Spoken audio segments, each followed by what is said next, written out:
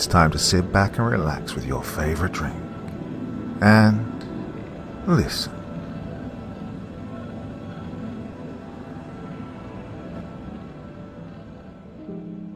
Tonight, we dive into the chilling world of ghost hunters Jacob, Mike, and Trish as they navigate eerie encounters, reluctant drag queen spirits, and malevolent entities that toy with the mind.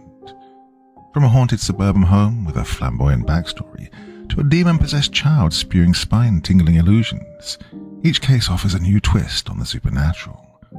But beware, nothing is as it seems when faith, fear, and the unknown collide. Can this team of misfits handle what lies beyond the veil, or will the darkness consume them? The Possession Complex by Juradin Hero. Part 1. Michoacana. All right, Mike said as he finished his hash browns. We need to find a Michoacana. What? Trish asked. Michoacana, it's like a Mexican meat market.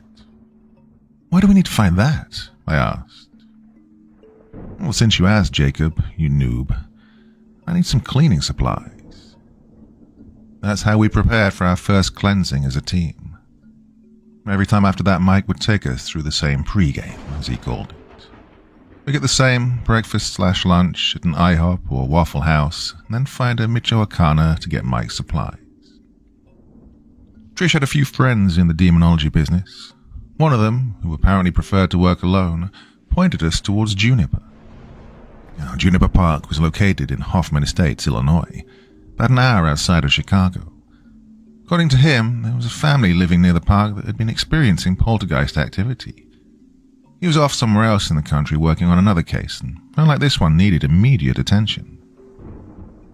All right, you guys, you know the drill, Mike said, unlocking the doors on his black Chevy Cavalier. I'm on it. Trish pulled out her phone and started searching for the nearest Michoacana. I just sat in the back by myself and tried to slip into a nap. You know, Mike said as he backed out of the IHOP parking lot, as a psychic, shouldn't you be able to just sense one of these places out? Well, as a dick, shouldn't you be unable to speak? Mike just laughed as we made our way to the place. My parents said when I was a baby they used to drive me around town to get me to sleep. Said it was the only thing that worked. Even though Mike was the worst driver I knew, I still managed to get rocked to sleep by all of the potholes we hit.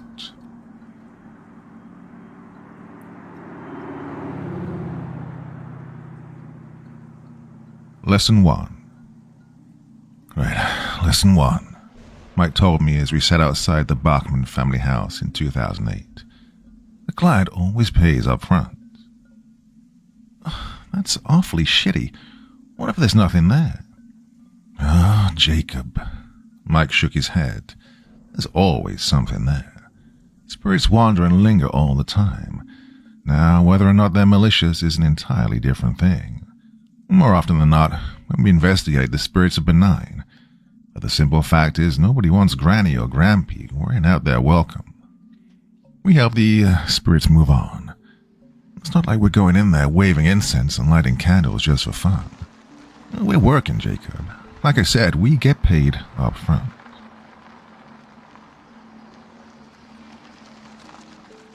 Trish put a hand over her face and we got out of the car. Well, the Bachman case was fairly simple. Mother had noticed her daughter talking to an imaginary friend she called Nicholas. Over time, as it often does, the imaginary friend thing started to lose its charm. A few plates had been known to fall off of counters on their own. The daughter then approached her mother one day and asked her about Grandpa Cheryl. Well, you see, Mrs. Bachman had told us during the preliminary interview, my father was a drag queen during the 80s. I see. Go on, Mike said, barely managing a grin. Well, my father came out pretty late into his life. My mother obviously wasn't happy. He moved to Vegas and joined a show there. He died at 68 of a heart attack just after a chorus line performance. His stage name was Cheryl.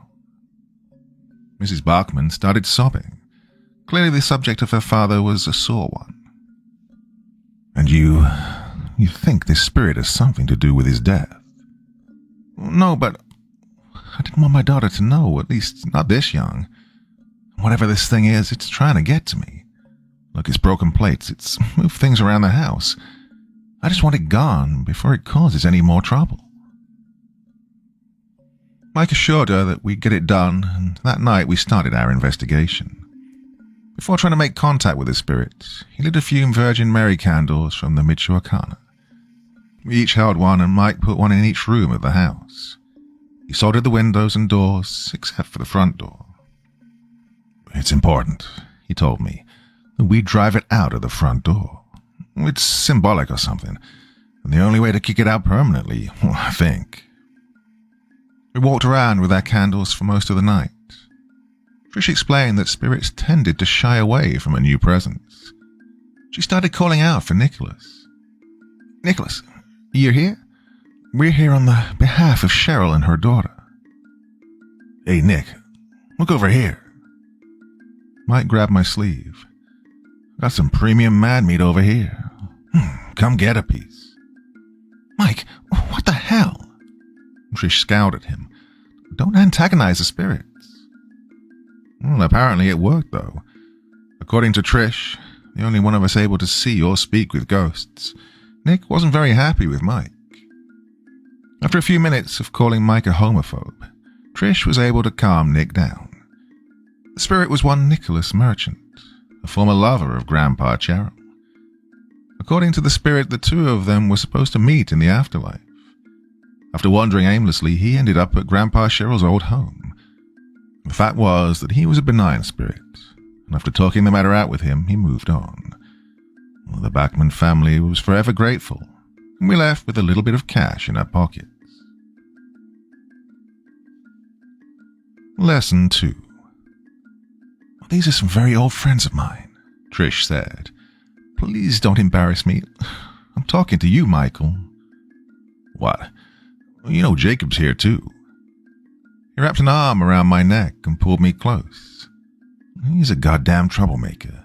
I can't trust the quiet ones, as they say. Well, you could learn a thing or two from Jacob, she said as we got into the car. Now, they invited us to this because I told them we wanted to learn. There was a chance we could run into something like this, and it helps to be prepared. People need to take us seriously. Hey, that bug ghost was plenty serious. Mike lit a cigarette and rolled down the window of his crappy Cavalier. But I don't think it's really appropriate to call him a bug ghost, Mike, I said, leaning my head back, trying to get some rest.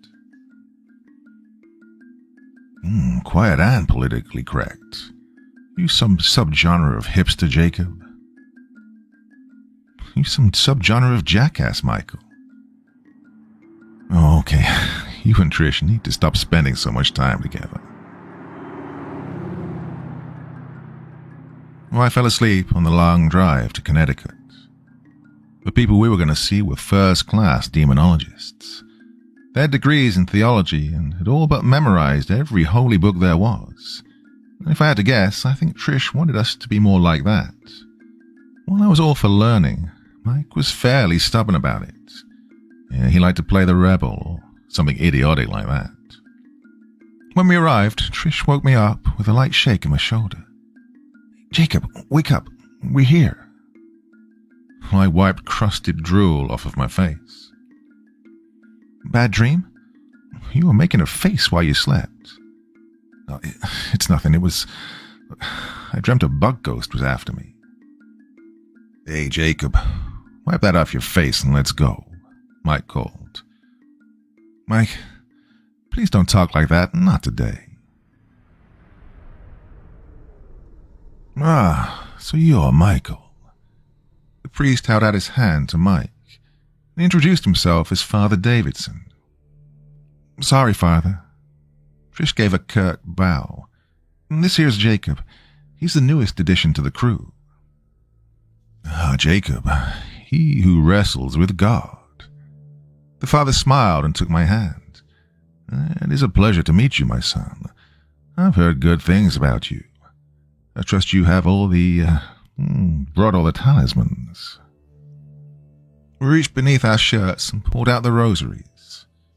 You're really not supposed to wear them, but it'll do. Of course, these will only protect you if you have faith in them. Turning to Mike, he said, "Now do you have faith, my son?" "Of course I do." Mike looked sternly into the eyes of the priest. "I subscribe to the faith that's all about money." He smiled and gave the father a light jab in the shoulder. "Yeah, I'm Catholic just like you." "This is serious, Michael. I don't believe I can allow you in the room if this is how you're going to behave. The devil will take your humor as a weakness and use it against you. He has many tricks and will manipulate you in every way. I ask you again, do you have faith?" "Father, I have faith. It may not be your faith, but I have my beliefs." Mike took the rosary off and held it in his hand. He started saying the prayers, starting with the act of contrition. Very good. Now, all of you, come. Please do not be taken aback by what you'll see. I promise all of this is a necessity, and you'll find out why soon enough." With those words, we followed Father Davidson. Walking through the church, past all the empty pews, was surreal. I hadn't been in a church for years. I imagined old women praying, taking to their knees out of desperation and devotion. That's the kind of woman my grandmother was. Well, we walked up to the altar. Following Father Davidson's lead, we each took a knee and did a quick sign of the cross out of respect. Behind the altar was a hallway that led to the rectory and to rooms for the CCE classes. The rectory was essentially a small office lined with many books. It was dimly lit, and on one shelf there was a candle burning with an image of the Virgin Mary printed on the side. Mike nudged me. "See? Told you they were legit."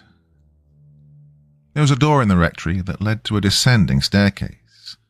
The light there was even worse. Only 2 bulbs lit the way, one at the top and one at the bottom. In between, there was about 10 feet of pure darkness, and at the bottom was a large metal door that almost looked older than the father. He turned to face us, and I noticed that the air was cold. "Hold steady to your faith, and God will protect you. Do not engage it. Do not listen. These men are professionals, and they will handle this. Stay back and observe." As soon as the large door eased open just an inch, we heard crying. At the center of the room, secured to the bed with a chain and metal collar, was a little girl. 2 young men stood on either side of the bed, Bibles in hand, praying quietly to themselves. "Please," she cried out. "Get me out. They're going to touch me again. Please." Almost involuntarily, I rushed toward the bed. I pictured in my mind all of the things that they'd been doing to that poor girl. She was chained to a bed. This kind of filth could not go on. But one of the men hit me in the head with his Bible, and I fell back. I shook off the shock and looked into the face of the man who'd struck me. He simply nodded toward the girl and continued praying. I looked at her. Her face was angular, like the skin had been stretched tight over her bones. Her green eyes were dilated severely, almost looking black. "Oh, got your nose." In her hand, she held a human nose, blood and cartilage hanging from it. I put a hand to my face and my fingers slipped into my sinus cavity. And the inside of my skull felt like uncooked ground beef. The thing on the bed laughed as Trish and Mike stood me up. I kept shouting and slapping at my face, trying to find my nose in vain. Mike picked up the rosary I'd dropped and put it back in my hand. He then grabbed my nose hard between his fingers. "You're fine. It's still here. Look, you're fine." I calmed down and looked at the thing on the bed. Smiling wide with a mouthful of dirty yellow teeth, it began to purr like a large feline. "They, influence your mind," Father Davidson told us over coffee later that night. The demon was still screaming at the top of its lungs in the other room. "Almost nothing you see or feel in their presence is real. Well, that bit with your nose, for example. Yeah, I said, feeling embarrassed. That must be where the phrase, throw the book at you came from. Well, that's pretty clever, Jacob. Yeah. Why'd you guys chain her up that way? Mike asked. That's the way we found her. When her father reached out to us, he was in a very fragile state. The demon had been tormenting him through his daughter for a week, but it finally attacked him, biting at his throat and injuring him severely. He was able to bandage himself and bound her with chains.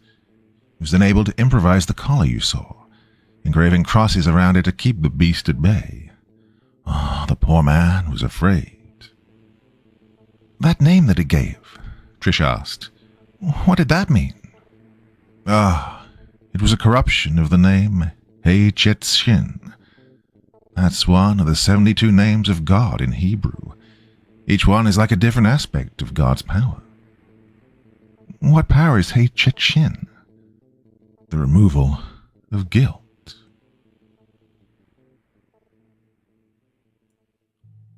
Part 2. Juniper. Preliminaries. The house was quaint. Every time we pulled up to a home, I compared it in my mind to the Amityville house. Well, this one was much smaller. It had a second floor, but didn't seem to reach much higher than necessary. The paint needed some attention, as it had started to chip in places. The maroon color had also begun to fade.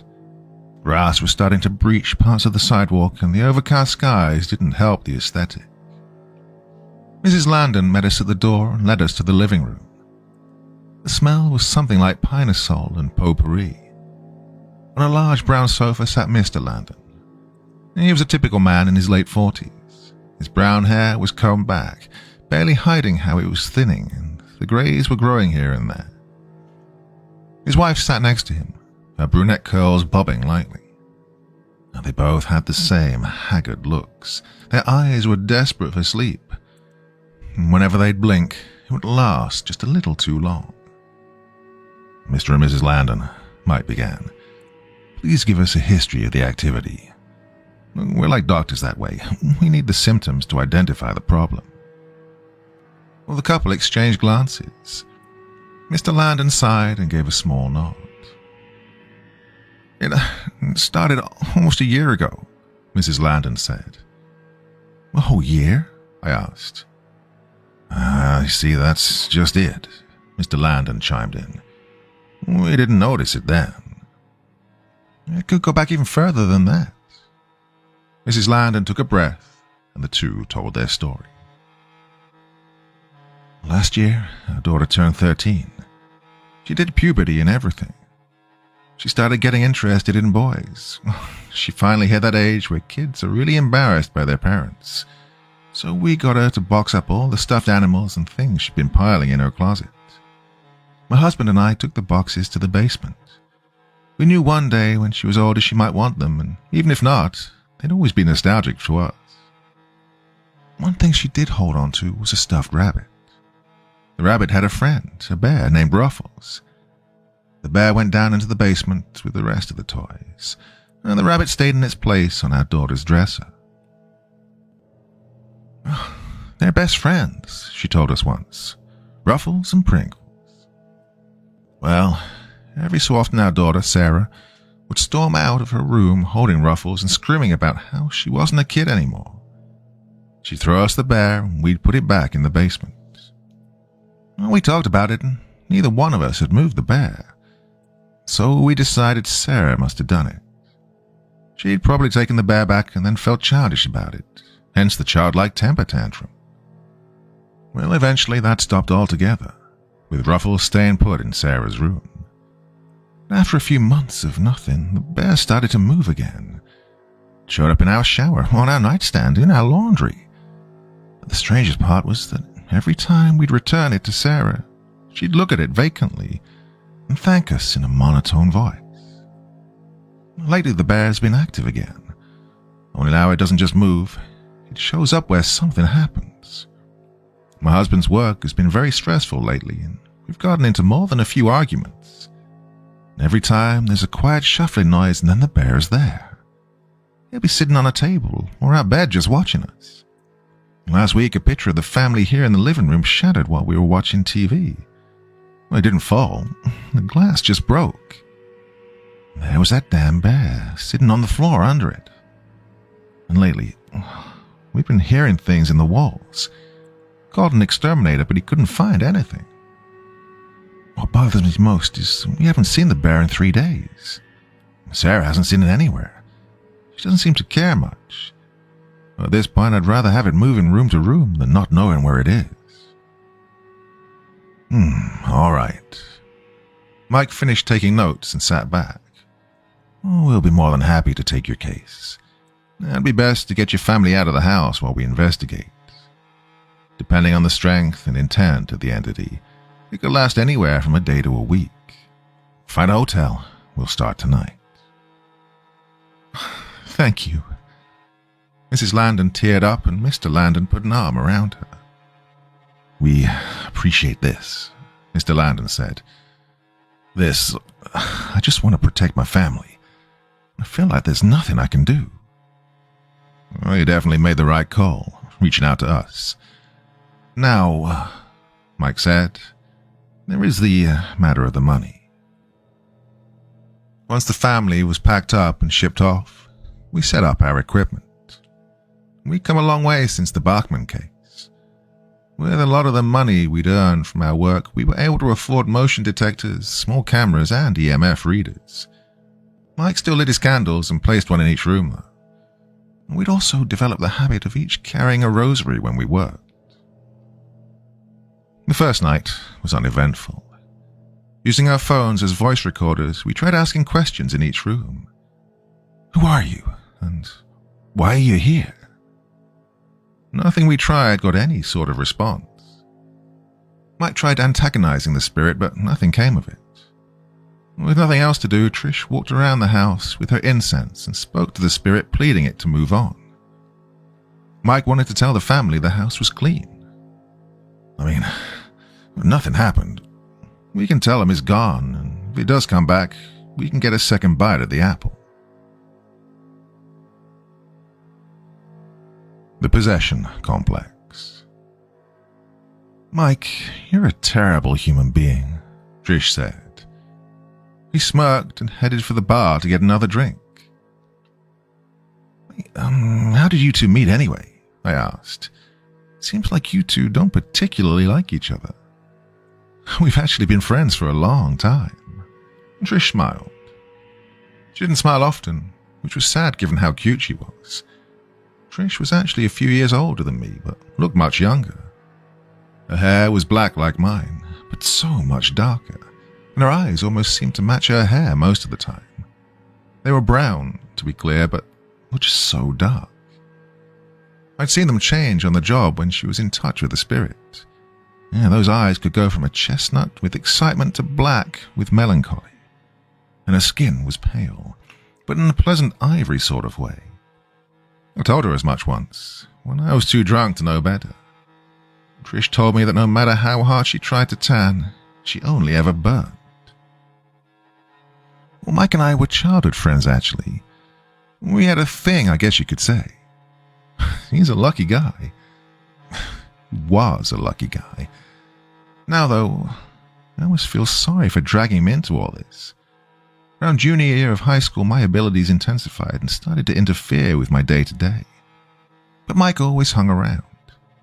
Even after we broke up, he wouldn't leave. After graduation, he started learning everything he could about demonology.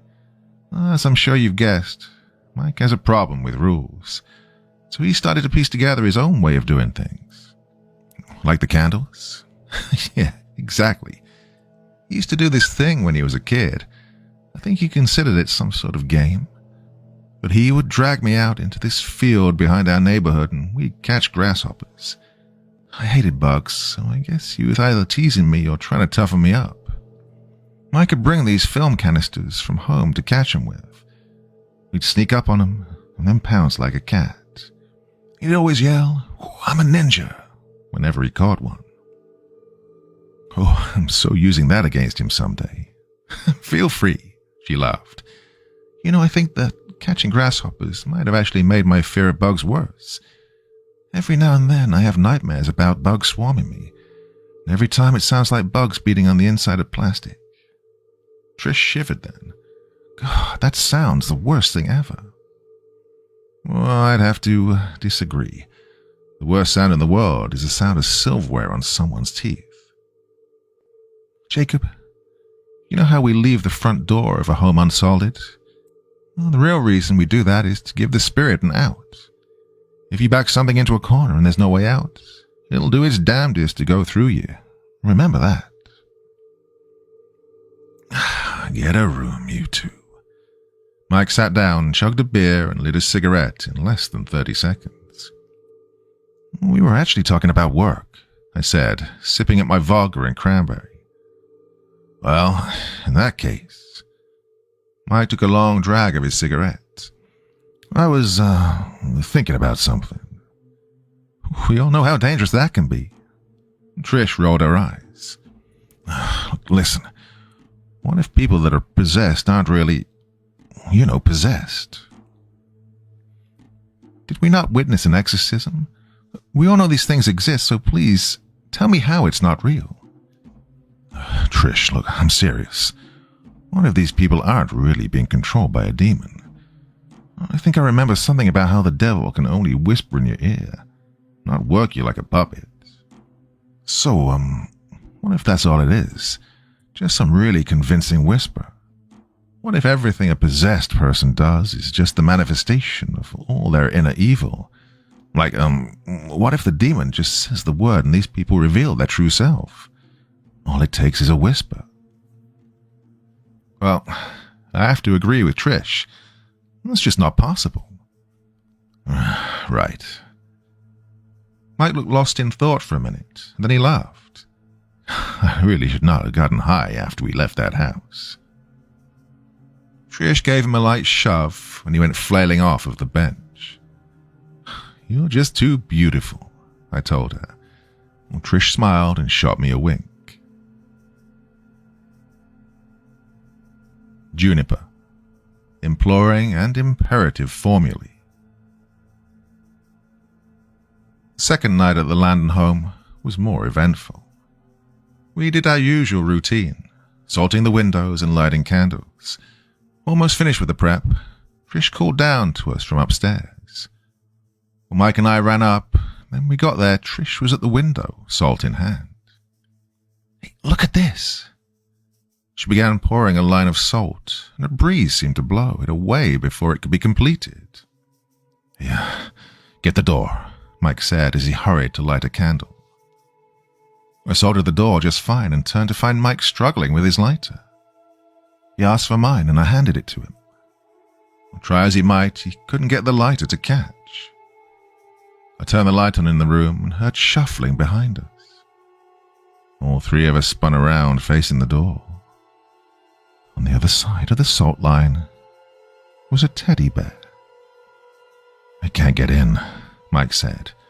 I tried to salt the window again. Trish was able to get the window sealed with no problems now. Jacob, keep your eyes on the bear. Don't let it out of your sight. Trish, try talking to it.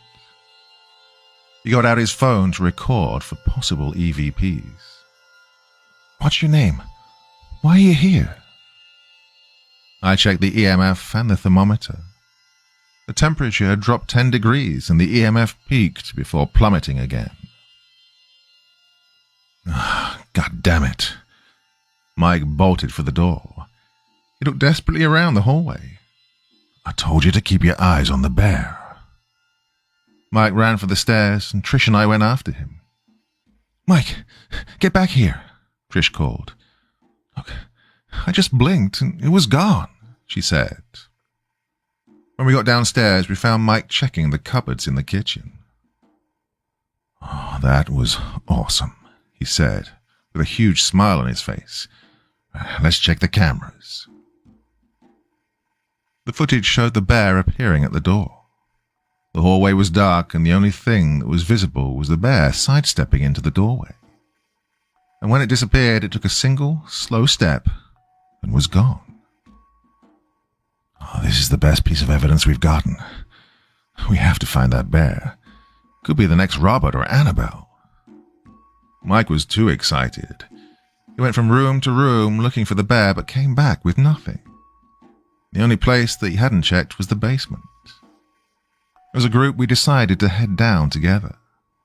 We grabbed some extra salt, candles, and put on our holy holsters. Mike liked the idea of having holy water on his hip like a spirit gun, but to me it felt like I was wearing a fanny pack. At least the ridiculousness kept me from being afraid. Well, the basement was dark and the lights didn't do much to fix that. It smelled like a storage unit would, stale and humid. We found the boxes with Sarah's things easily. They were sitting in a corner near a paved wall. Well, the water heater was across the basement on its own, so at least there was no chance of a fire. There wasn't much else down there. Mr. Landon had a spot with tools and a workbench. Other than that, Sarah's things and a section of holiday decorations, the basement was sparse. We split up to cover every nook and cranny, but nothing turned up. Nothing left to do, we decided to head back up. Well, our lock-in was almost up. Daylight would hit sometime soon. Mike led us up the stairs and stopped at the top. "Guys," he whispered, "look." Sitting a few feet outside the doorway was the bear. Mike ran at it and Trish tried to grab him. The door slammed and Mike hit it face first. He fell backwards and I tried to catch him before he hit the bottom of the steps. The two of us rolled down the steps together and Mike landed on top of me. But his head hit the cement floor with a loud, wet crack. After a good 5 minutes, Mike finally came to. He told us about having some sort of delusion while he was out. But the first thing he said when he came around was, "Oh, fuck you, Ruffles." Basically, when I passed out, I had a really weird dream. Mike took a sip of coffee. The first order of business after investigating was getting breakfast. Well, except it wasn't really a dream, you know. It was this memory from middle school. You know how kids get all lovey-dovey before they really know what it means? Well, there's this girl back then. I can't remember her name. We had a thing. We always going on about how we loved each other. Well, it didn't last long, obviously.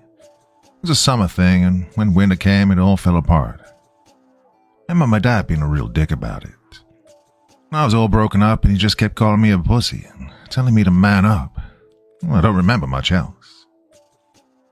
But in this, I don't know, delusion, I saw that girl clear as day standing in front of a big tree. There was snow everywhere, and she was telling me about how she loved some douche named Tyler. Anyway, I was crying, and she was crying. It was a whole thing. Well, I hadn't remembered all of this in a long time. One thing I do know for a fact is she didn't say what she said in that delusion. She told me, "You're gonna die alone. Sad, alone, and screaming." "Well, that's pretty bleak," I said. "Like you said, it was some sort of hallucination." "Well, you did hit your head pretty hard." "Well, that means I'm not supposed to sleep for a while, right? Man, rally some Red Bull. It's gonna be a long one."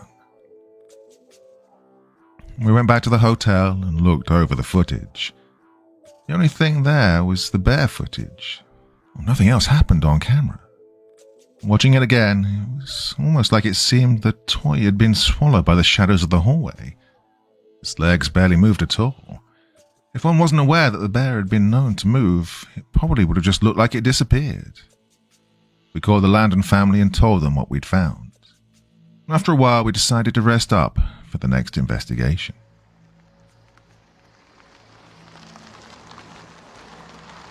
Part 3. We got to the house around 8 that night. We checked the salt seals around it. Everything was still set up, so we got the candles going and went dark. Mike grabbed the thermal imager and we started our first lap of the house. Our eyes were peeled for the bear, but aside from a few groans from the house, nothing eerie happened those first few hours. We'd take breaks to check the cameras or snack. During the investigation, I let my mind wander. When I was a child, my family lived in a ruddy apartment complex. I loved living there. I had my first best friend there, a girl named Christina. We had a small community centre with a small children's library. I read all manner of books from there. It was my favourite thing about that neighbourhood. One day I was outside, reading on the stairs. A bunch of older boys came by and started picking on me about something. This teenage girl from upstairs, who I talked with and played with a few times, happened to come out while this was happening. She told the boys to shut up. But kids are evil, and they kept on. So she leaned over to me and kissed me on the lips. That's my first kiss, and it was from an extremely attractive older girl. Well, needless to say, that shut them up. I'd completely forgotten about that. Mike and Trish were looking at the cameras, running through some footage on a separate screen. I told them I was heading up to the bathroom, and I went. The bathroom had a nice homey feel to it. The shower curtain was a light purple with lotus flowers.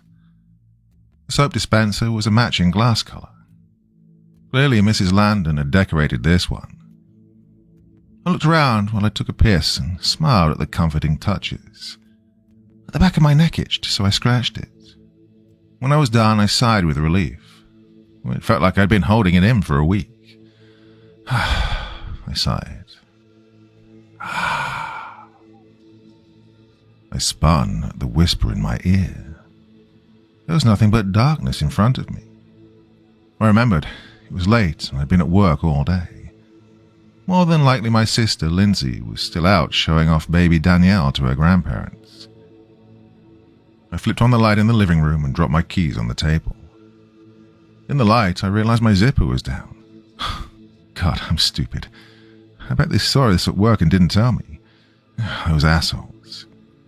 I zipped it up and went for the stairs. It was hot as hell in there. My sister was always getting cold and would flip the heater on. Even if the heater was on, she'd still turn the heat up. She really needs to get her own place. She'd been living with me for a long time. Well, my sister and I were pretty much best friends, as sad as that sounds. Her and her boyfriend, soon-to-be fiancé, David, were looking for a place. But he had to travel all the time for work, so needless to say, it was taking a while for them to get out. But I loved my sister, and the baby was actually pretty well behaved. She didn't wake me up very often, though the same couldn't be said for Lynn. I checked the thermostat by the stairs. Sure enough, it was set to 85. "Jake," I heard Lindsay call while I changed the temperature. "Is that you down there?" "Yeah." Well, I've been caught in the act. "Jesus, Lynn," I said, walking to the stairs. "You really have to quit it with the heater." She was at the landing on the stairs. The light was off, so I flipped it on. There she was, holding baby Danielle. She smiled that same smile she always had. One time, she stuffed her face with a bag of Cheetos Puffs, and her face was painted orange while she grinned. Her hair was wet like she'd just gotten out of the shower, and her arms were slit open, dripping into a pool at her bare feet. Oh, fuck. I ran to her and she drew a knife to her throat. "Don't come any closer, Jacob." Her eyes were so wide, she must have been on drugs. "Look, just put the knife down, okay? Come down here and let me bandage you up. I understand things are stressful right now, but... No, you don't get it, Jake. Look at her." She ran a hand along the baby's cheek, smearing crimson on her face. She's just too beautiful." She raised the knife over the child and I charged at her.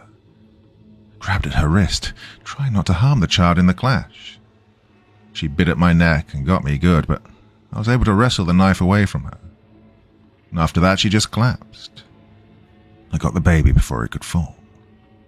Lindsay lay there, convulsing for a few seconds before falling still. I tried talking to her, getting to wake up, but she just stayed motionless. I called 911 and knelt by Lindsay's side until they came. I cried, holding the baby. As the sirens neared, Danielle started crying too. And then I opened my tear-filled eyes, and I was in the Landon bathroom, cradling a teddy bear. Looking down into his black, inanimate eyes, I immediately felt cold. Ruffles slowly writhed in my arms. Involuntarily, I dropped the damn thing and slid myself across the tile. Then I realized it might get away, and quickly I grabbed a bath towel and slammed it over the bear. At that, it started flailing around like a cat in a bag. I wrapped it up like a bundle and held it at arm's length. With my head clearing, I finally heard Trish screaming downstairs. I heard something in the walls, only it didn't sound like one something. It sounded like thousands. When I got down there, I found Mike trying to snap Trish out of her fit. He slapped her twice, but that didn't even faze her. "Where the fuck were you?" he yelled at me as he scrambled around in one of our bags. "I've been calling you for the past 10 minutes. That must have been one hell of a piss." Well, I'd never seen Mike angry. The happy-go-lucky guy I'd seen was gone now. Furiously, he tossed the bag aside and started on another one. Finally, he found what he was looking for. He pulled out 2 thick books, one of them the Bible. He draped his rosary around Trish's neck and hit her in the back of the head with the Bible. She flew forward and lay still on the ground for a second. Was that really fucking necessary? Mike helped her to her feet and threw his arms around her. Yes, it was. You had me scared, damn it. He let her go and looked her over. "You okay?" "Aside from the pounding headache, yeah, I'm fine." "What was it? Did you see?" He trailed off and Trish nodded. "Hey, see what?" I asked. "No offense, Jacob, but it's none of your business. What's with the towel sack?" I handed it to him and explained about the bear. Mike shouted in excitement and pulled a small log box from under our workstation. Going on and on about how this was going to change everything for us, he opened the box and dumped the bear inside. And then he stopped. He just stared into the box and didn't move. "What?" Trish asked, looking just as wary as I felt. Mike called us over and we looked down. The bear had landed on its face. Its body was expanding and contracting. It was breathing. Every time it exhaled, vertebrae could be seen in its back, ribs in its sides. Mike slapped at it, trying to flip it over. Finally, it turned. Its face was twitching. The spot where its mouth should have been started to open. It started to tear open, fluff popping out. An autopsy incision started to form in its front. The sound of tearing fabric finally stopped. Dirty fingers started to creep out of the bear. "Oh, fuck that," I yelled as Mike slammed the lid down and locked it. That was intense." He looked up at us with his idiotic smile. "Oh man, we are gonna be so rich." "What?" We slowly turned around behind us. Sara was standing in the living room rubbing her eyes. "What are you guys talking about?" she asked with a yawn. Honey, what are you doing here?" Trish asked as calmly as possible. "Oh, my dad dropped me off. Said you guys wouldn't be here till late. What time is it?" "It's almost midnight." "Oh, I was supposed to call him to come get me. I must have fallen asleep. He's going to be so pissed." Trish went over with her phone so the girl could call her parents. What kind of parent would let their kid roam around in a haunted house all day? They must be really busy to not... I just want to protect my family. Mr. Landon's frustrated voice echoed in my ear. "Mike!" Trish yelled. Sara had her arm wrapped around Trish's throat. Mike rushed toward them, hand on his hip. "Let her go, asshole." He slipped the holy water out of its holster and showed it to the girl. I will fry your ass." "That's funny," it laughed. "Have you ever been to hell?" It dug its nails into Trish's throat. "It gets pretty hot." A small stream of smoke was rising from its arm. The rosary Trish was wearing was burning it. Trish threw her head back, trying for a headbutt. It didn't connect, but it gave her a chance to get a hold of her holy water and spray the demon girl in the face. It screamed and let go. Trish ran over to us and asked Mike for the book. He handed her the one that wasn't the Bible. I glimpsed the title, Rituale Romanum. "Lord, have mercy," Trish started. "Lord, have mercy," Mike repeated. "Christ, have mercy." "Christ, have mercy," I chimed in. The thing just laughed. "You're no priests. You have no faith. You're all broken." The wall shook and pictures fell. Mike was fed up and ran at the demon. All it did was spread its arms and growl. "Come to me, my child," it said. With an open palm to its face, Mike slammed the demon down to the ground, head first. He stood, unwrapping the rosary from his hand. The girl was still and unconscious now. "Get her down to the basement," Mike said, out of breath. "Bring salt, holy water, and candles." We did as he said. When we had everything down there, we found him blessing chains from Mr. Landon's workstation. He wrapped them around the girl, binding her in the center of the room. The chains sizzled against the girl's skin. Trish proceeded to draw a circle of salt around her at Mike's direction. We then placed 5 candles around the circle for extra security. When Trish started to begin the reading again, Mike stopped her. "No, we just tried that and it laughed at us. We're doing this my way." She tried to object, but he stopped her. "I know how this works.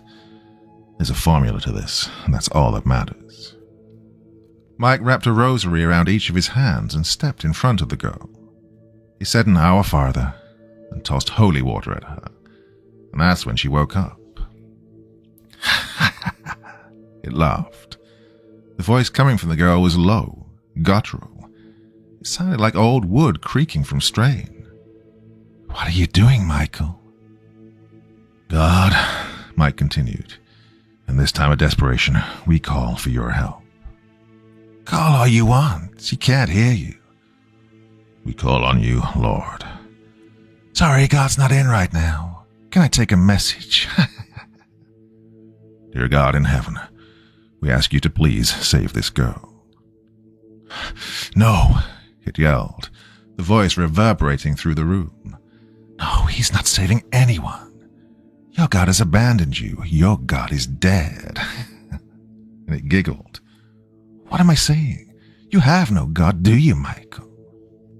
It stared deeply at Mike. "Mike," it said in a little girl's voice, "I'm sorry, I can't do this anymore." "Shut up." Mike flicked holy water, and the demon flinched. "I'm so sorry. You're going to die alone, sad, alone, and screaming." His voice returned. "It's you, Jacob." It grinned at me. "Well, she's just too beautiful." I shook my head, trying to stop seeing my sister covered in blood. "Look at her." It nodded at Trish. "Isn't she just gorgeous?" Once again, its voice changed. This time it was a breathy male voice. "Ah, those legs, those breasts, just so sweet." Trish stifled a cry. Dark drool was flowing through the demon's teeth and down its jaw. "Lord, have mercy," Mike yelled. He tossed holy water as he spoke. "Christ, have mercy. We plead with you, save this girl." The demon flinched, being barraged with Mike's attack. After a few more minutes of this, Mike moved forward. "What is your name?" he asked calmly. "My name? Satan." Mike splashed more holy water. What is your name? My name is Jesus Christ. What is your name? Jesus of Nazareth. What is your name? Yahmavet. Mike rushed over and put both hands on the demon's face. The rosaries on his hands made the demon yell. Mike whispered rapidly into the demon's face. Lord, giver of life and hope, I ask you to free this girl, cage this beast, and send him down to hell. Lord God, take this girl's soul into your hands. Breathe your light into this body. In your name we plead, Lord Jesus. Amen. With that, the demon's head went limp. It stopped moving. Trish, Jacob, wrap your hands like mine and get over here. We did as he said. We all lay hands on the girl and started to pray. The three of us each said a different prayer, and the demon started to convulse under our touch. Oh, it screamed and screamed. And finally, went still once more. Color of the girl's skin started to return. Mike checked her eyes, and her pupils were starting to contract to normal. The demon had left. Trish? I asked while we waited for the Landons to come get their daughter. Do you know what that name meant? She flipped open the Rituale Romanum to the back. Father Davidson had written the 72 names of God there. She thought it over. Yahmavet. Yud-Mak-Tet. It was really warped, but the closest thing I can find to it is Samech Yud-Tet. What does that mean? Miracle making.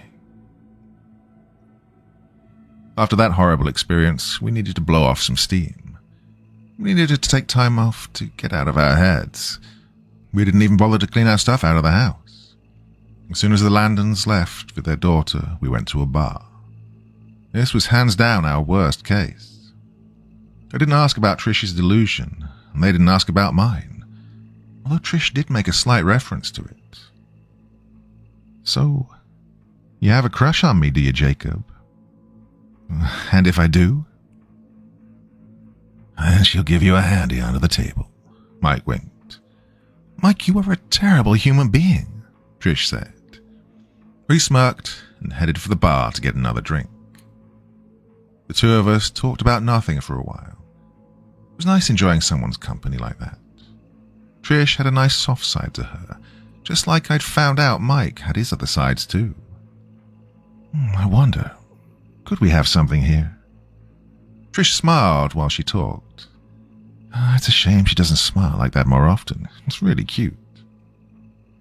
Mike came back and immediately started talking like a nutcase. What if people that are possessed aren't really, possessed? I thought about my sister again. There was definitely no way in hell that Mike was right. Not to mention what we'd just done. But the whole time he talked, I couldn't stop thinking about my sister. It was the saddest moment of my life. I knew my sister, and that wasn't her. I wished I'd noticed in time. There are always signs. But the fact was I hadn't noticed. I worked all of the time. I was never home. I could wish I'd been there for the rest of my life, and it wouldn't change anything. That's why I started working with Mike and Trish. Why do you want to do this? Trish had asked back then. I want to help people, living or dead. It doesn't matter. So you have a Superman complex. You can't save them all, kids. No, but I can save some, though. Right. Mike looked lost in thought for a minute, and then he laughed. Really should not have gotten high after we left that house. Trish gave him a light shove, and he went flailing off of the bench. I looked her over. My eyes moved up and down her body. She really was attractive. The alcohol gave me some false confidence, and something in me stirred. You're just too beautiful, I told her.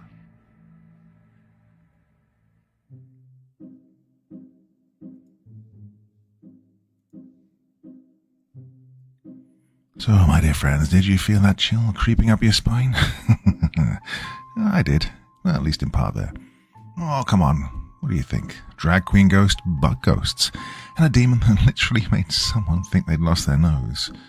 Well, let's talk about Mike. Was he still alive after taunting the spirits like that? Oof. What about Jacob? Or he just wanted a quiet night and got slapped with existential horror instead? Okay, so if you enjoyed this one, do those things, like subscribe. You already have, I know you have. What am I even talking about? Hit that notification bell so you don't miss a single scream next time round. And of course, comment. That's my favourite. Leave a comment and I'll get involved in the discussion as I always try to do. Anyway, thanks for hanging out with me tonight, my dear fellow fear junkies. Till next time, keep the candles lit, keep your rosaries close, and remember, very, very sweet dreams. Bye-bye.